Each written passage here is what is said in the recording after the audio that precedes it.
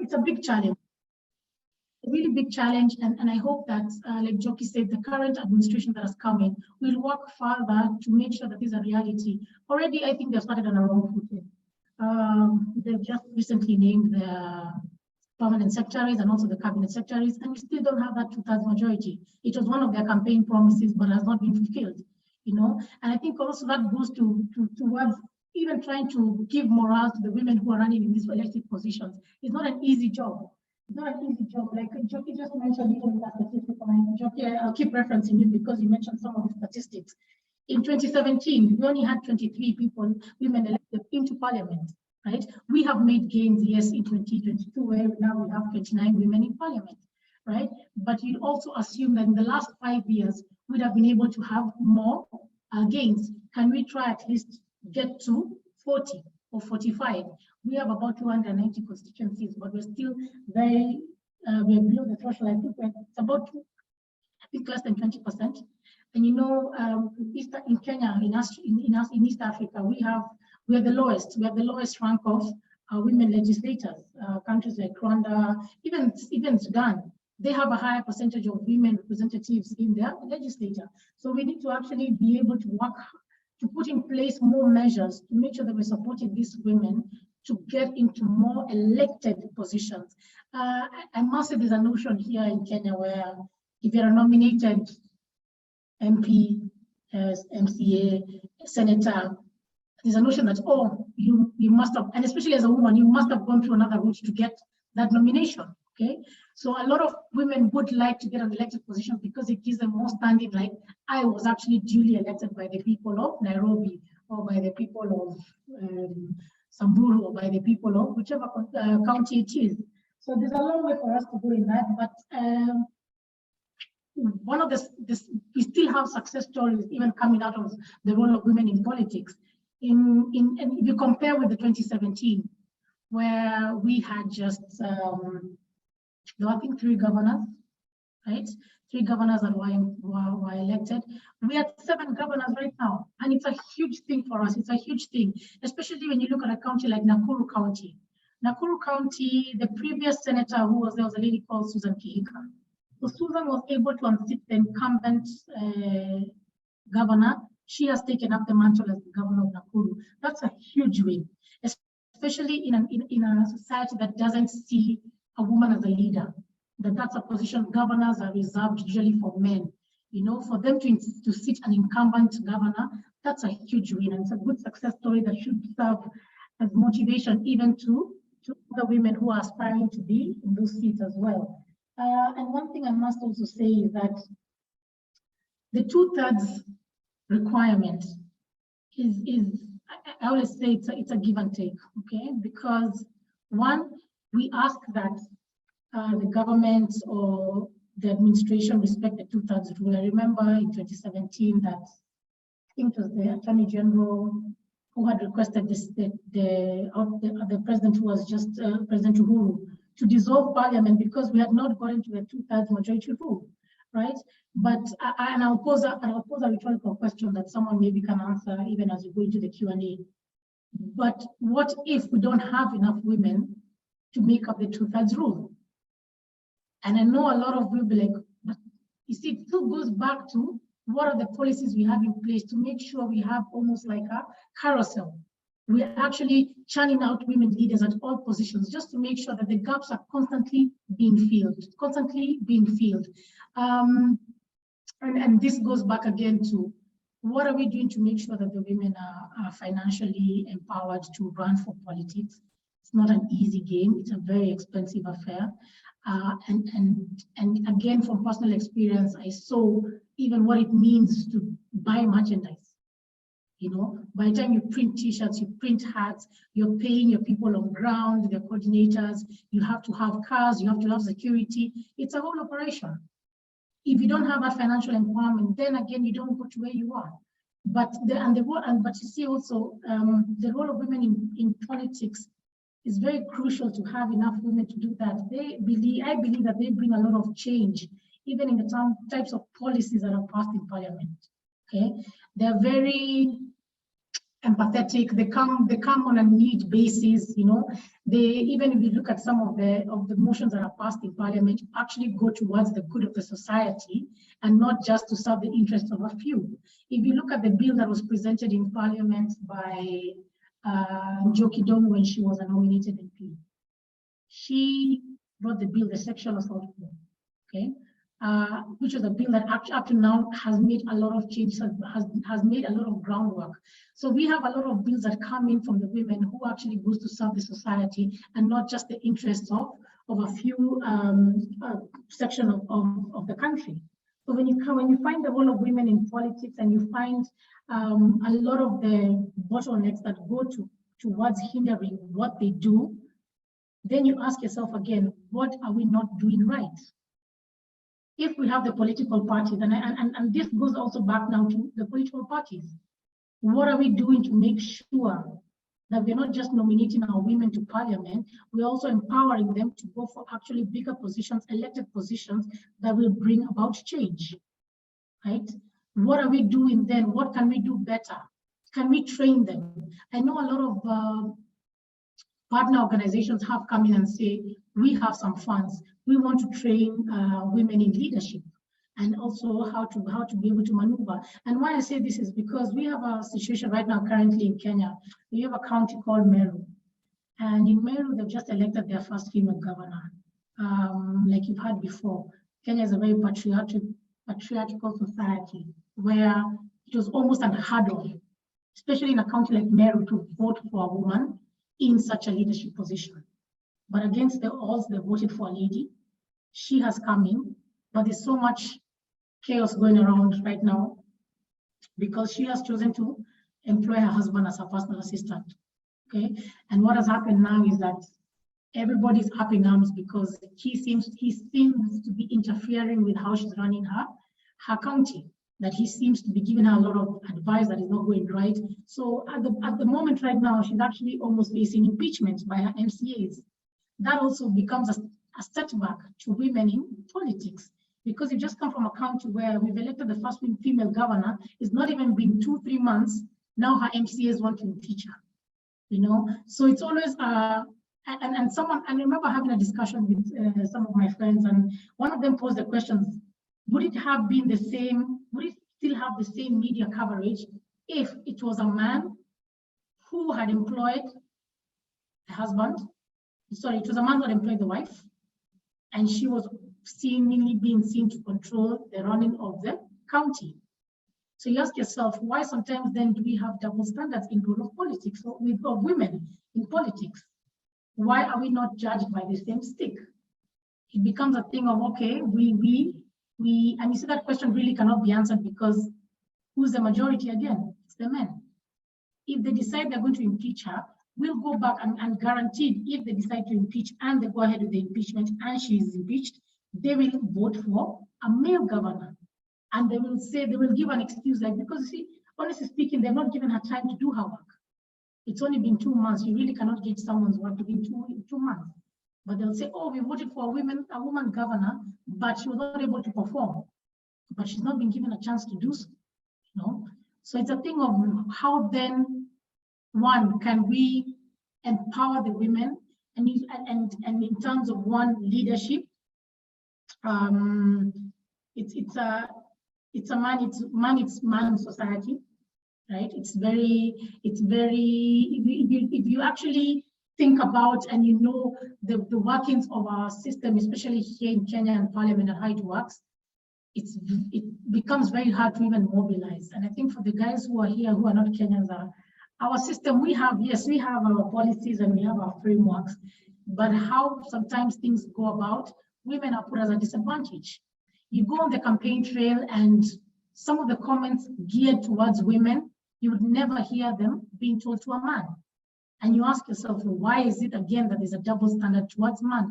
Why is it that how I'm dressed becomes now a topic for discussion and not the policies or my agenda that I'm telling to the people who I want to elect, who I want to elect me? You see, if I go to the campaign and I'm wearing jeans, and it becomes a question of, oh, look at that woman politician who has come here and she's wearing jeans. That's not my agenda. That's not what I've brought. But that is the first thing that they will see on the campaign trail. I've seen it firsthand, where they want to first discuss what you're wearing.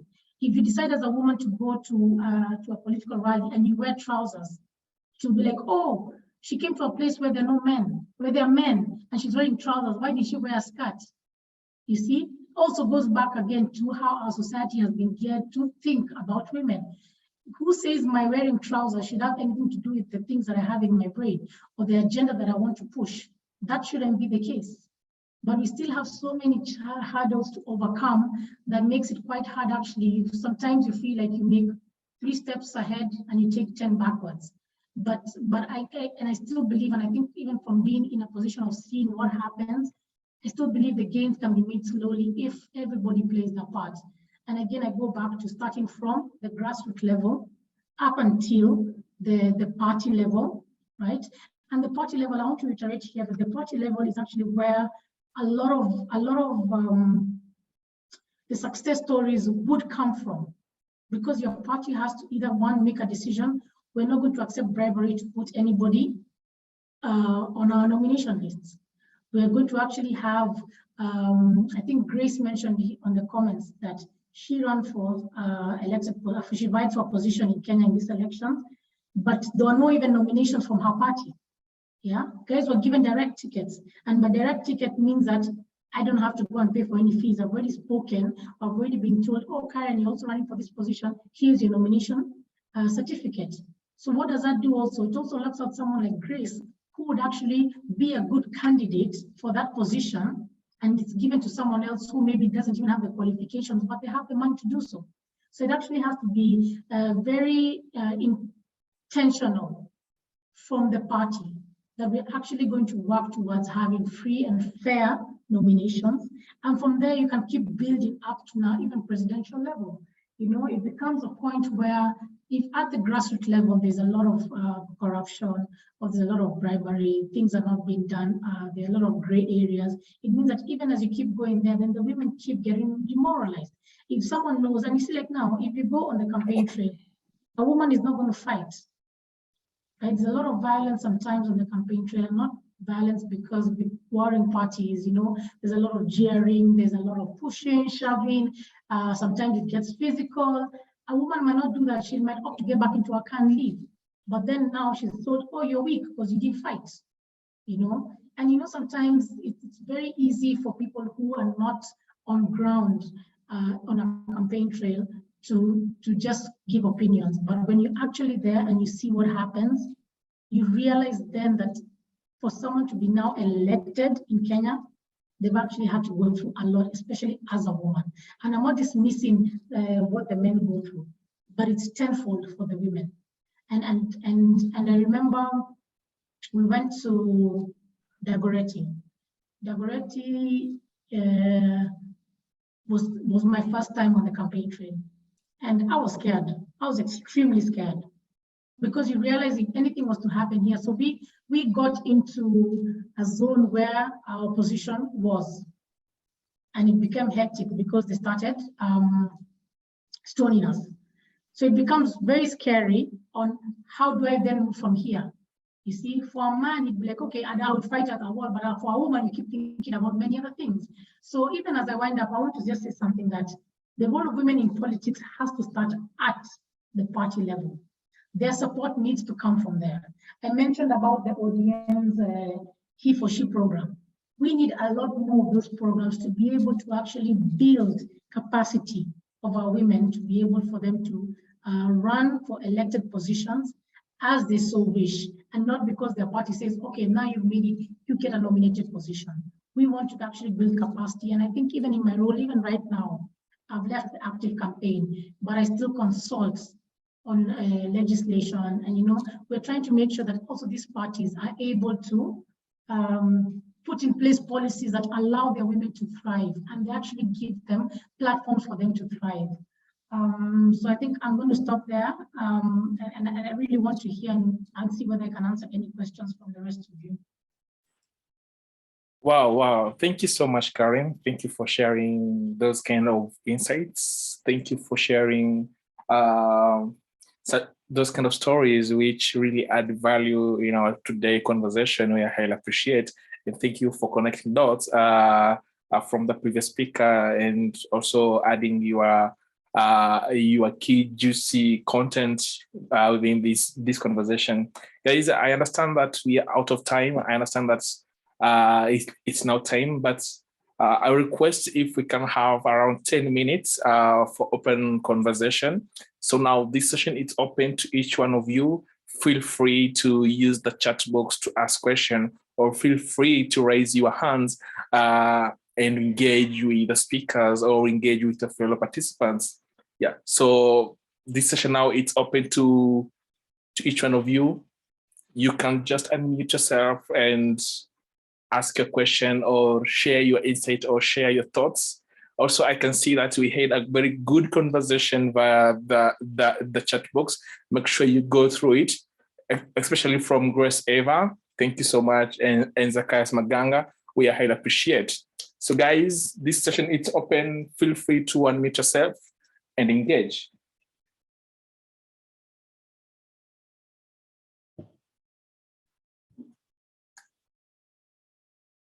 Yeah, is there any kind of question you like to ask to the our panelists, or do you have, or would you like to talk? Yes, Aaron. Yes, Zacchaeus, proceed. Yeah, thank you so much. I think I want to appreciate the presenters. It was a very insightful session. Secondly, I want to reiterate that there is need to have women participation in political parties structures, so that then we do not have a lot of push and pull during the electioneering period. What we have seen in Kenya is that we only concentrate with politics during the year of electing the leaders. And we have forgotten that these political parties must continue to exist after elections and before elections. So I think, and that is the reason why I have posted the Vision 2030 and the political pillar, which on my case is like it is stagnating, because we are not seeing people-centered political system in this country. We want ourselves to participate in deciding how should political parties be run at the grassroots level. As you are aware, Harold, is that political parties have been funded since 2013, but we have never seen these billions of shillings that have been allocated with our exchequer funds. They have never reached at the grassroots. We had ODM receiving, I think, over 10 billion. We had Jubilee receiving a similar amount. But this money, where is it, this money? Because this money is the money that if we as women will be rightly in the political parties and demand that these funds come to the grassroots and empower women from the political parties' leadership structure, they will be able to have the voice during electioneering. So I want to agitate that there is need to continue to push even the National Assembly in Kenya and the Senate to see that the funds allocated for political parties, they transcend down to the grassroots. Thank you. Wow, thank you so much, Zacchaeus, for that great recommendation. We highly appreciate. Yes, there's high need to have women within those key political party positions, and it should be mainstream from from up to bottom, so that we can ensure that women at the grassroots level are fully engaged and they enjoy this national cake. We highly appreciate. Maybe also just a thought. Maybe also we can. Aaron, sorry. Just to add. Yes. Just to add is that, we have a government that now has an economic policy of bottom up. So even for the political pillar, we should demand it should be bottom up. Thank you. Thank you so much. Thank you so much, Zacchaeus. We highly appreciate. That's why we are saying there's a role men can play in this sector of women empowerment. Men also have a great role to play, and this is a very good example. Allow me to give this opportunity to Grace. Grace Eve, I can see you raise your hand. Feel free to unmute yourself and proceed. Welcome, Grace. Thank you and good evening. I hope I'm audible enough. This was a great session. And like what I was saying in the chat box, I'm thinking like, even exactly as I said, we need to continue this discussion, not wait till the last minute. And then especially for the young and upcoming women leadership, they need to really keep doing this. We're not bored out. We are still there in the race. There are many elections to be won and there are many battles to be fought. So we are up to the task. So I must say this was very timely and it's very nice. And I'm happy to have attended. Thank you. Thank you so much, Grace Eve, for engaging. I can see Christine Canley. Sorry if I pronounced wrong. You can proceed, Christine. Thank you so much for giving me opportunity to Bingo County, and I'm happy to be part of this session. Personally, I'm a casualty of political. I'm a casualty in the sense that I applied for nomination as a person with disability, and through the party, I followed the procedures. I was nominated. I was not lucky to be nominated, but I fought for my space. It was not an easy job, connecting all the way from the grassroots up to Nairobi. And then out of this one, it taught me a lot of lessons, and it showed me a lot of gaps that exist. When you talk about representation and you talk about a constitution that aspires to have a person with disabilities in county assembly, and then again having a leadership in government who doesn't believe in those constitutional aspirations is a big challenge. And then I'm speaking because in 2017 election, we had the same caps. We had 21 counties who did not have a representative for person with disabilities, and this 2022 election client in regards to election. So what I'm trying to say is that there is a lot of caps that even the institutional body that are mandated to ensure that there is compliance are unable, and they keep on existing for that election time. And then when it comes to a roadmap to show such compliance, it becomes something very difficult. So I'm speaking because I was to be nominated under person with disabilities, but later on my position was changed for other people. So what happened is that when you read the Constitution of Kenya, Article 177, it speaks about composition of a person of members of a county assembly composition of members of county assemblies. Speak about elected members and then speak about nominated members. So when it comes to nominated members, it again goes down in part C, describe how the nominated members can be factored in. So they talk about first priority being given a person with disabilities, and then youth, and then gender. So when it comes to real issues at the ground, it is the other way around. It is because when it comes to person with disabilities, most of these people are not, those who are nominated are relatives to the big bodies at the government. So at the end of the day, you will realize that when you are a person with disabilities, you don't have any other a big person within the government, it became a challenge to you. So I'm breathing a lot because I was talking as I was walking. So you will bear with me. What I wanted to share is that I wanted to share with you the big challenge that exists at the ground.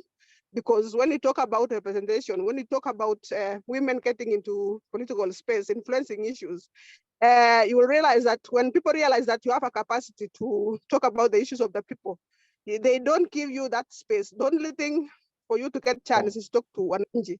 And you know again, to look like bulls. So the cultural belief that you don't have animal issues. So we've been having a lot of issues at the ground and a lot of barriers to be addressed. So thank you so much. As I was telling you that I'm working as I was talking. I'm really sorry for that voice breakup. Thank you. It's okay, Christine. It's okay. Thank you so much, Christine, for sharing this kind of challenges from the grassroots level. These are kind of voices we would like to hear. These are kind of experience we would like to document. And these are kind of issues we need to put them at the national level. That's why we're having this kind of conversation. Please, Christine, if possible, get in touch with me via email, because we are having a special session focusing more on people with disability. We like to understand and to document these stories from people with a disability within the political spaces, within the political sector, of how they've been engaged. Was the nomination fair? What are some of the key challenges? So thank you so much. And this was one of the most impressive thoughts you shared with us. And you'll agree with me that women face double disadvantage. Some women are facing disadvantage as young people, and some women are facing this disadvantage as people with a disability. Well, both face disadvantage, being a woman, being a person with a disability, and lastly, also being a youth. So that means there is a high need of us to open these spaces to women. Yeah, thank you so much. Guys, I think it's now time, and we highly appreciate for your engagement. We highly appreciate for being part of this conversation. We will share this recorded version to you, and also we will transcribe this session and develop a case study which will be used to share with our colleagues from Somalia, from Rwanda, from Lebanon, and other parts of continents, because I feel like there's a lot of things other continents should learn from this election. You'll agree with me that it's the first time ever for Kenyan General Election to be more than peaceful. Just imagine about this. So thank you so much. Maybe I've not closed anything. Maybe if someone have the last thoughts to share, feel free to engage finally. Yeah, so thank you so much. And we highly appreciate to have you. We'll engage with you via email with more details with the recorded version and what next after this session. See you next week, Thursday or Friday. As we Harun, I want you to tell. Sorry, proceed. I want you to be able to share my email with the rest. In case anybody has any questions about even the politics, legislator, I'd be happy to answer any questions that they have. So you can also share my email with the participants. Sorry, Karen, I cannot hear you well. Maybe can you repeat the question? Sorry, can you hear me now? Yes, I can hear you now. Yes, I was just saying I'm happy to be able to share my email with the rest of the participants. Maybe you can share it with them. They can ask me any question that they would about the election process, about the role of women, and about just more experiences. Since now I'm also working a lot with the legislature and also both the county and the Senate government for Nairobi. Awesome. No problem, Karen. I will see you on the main email, and then they will engage with you further. Dr. Njoki, maybe do you have the last part shot you like to share before we close this session?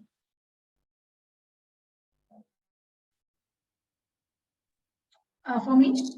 No, I don't. I just want to thank everybody for being here. Awesome. Thank you so much. Next week, we'll have our last session, whereby we will focus more on the impact of Kenya Kwanza foreign and regional policy. We will look at its effectiveness of addressing climate change, humanitarian crisis, and counterterrorism within Kenya, the borders, and at a global stage. So don't miss our next week's session, and we'll engage with you more. Thank you so much, guys, and see you next week. Bye.